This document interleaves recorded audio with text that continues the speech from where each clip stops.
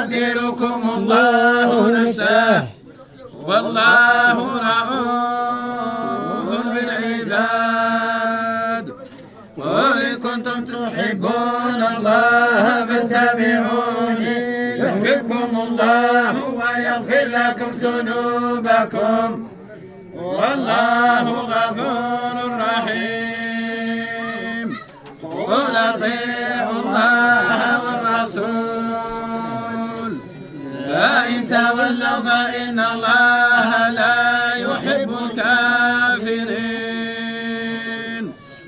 إن الله اصطفى آدم ونوحا وآل إبراهيم وآل عمران على العالمين ذرية بعضها من بعض والله سميع عليم.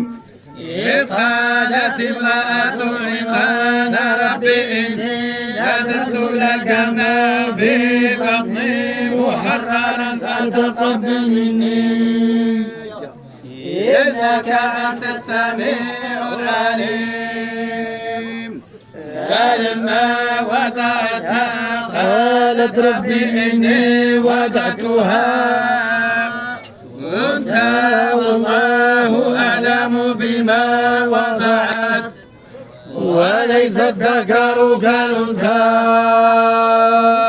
وإني سميتها مريم وإني أعيدها بك وذريتها من الشيطان الرجيم.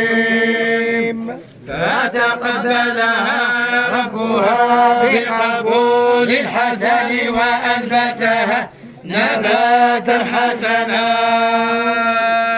وكفلها زكريا كلما دخل عليها زكريا المحراب وجد عندها رزقا قال يا مريم أنى لك هذا قالت هو من عند الله إن الله يرزق من يشاء بغير حساب. هنالك دعا زكريا ربه قال رب هب لي من لدنك ذرية طيبة إنك سميع الدعاء. فنادته الملائكة وهو قائم يصلي في المحراب أن الله يبشرك بيحيى مصدقا بكلمات من الله وسيدا وحصورا ونبيا من الصالحين. قال رب أنى يكون لي غلام وقد بلغني الكبر وامرأتي عاقر. قال كذلك الله يفعل ما يشاء.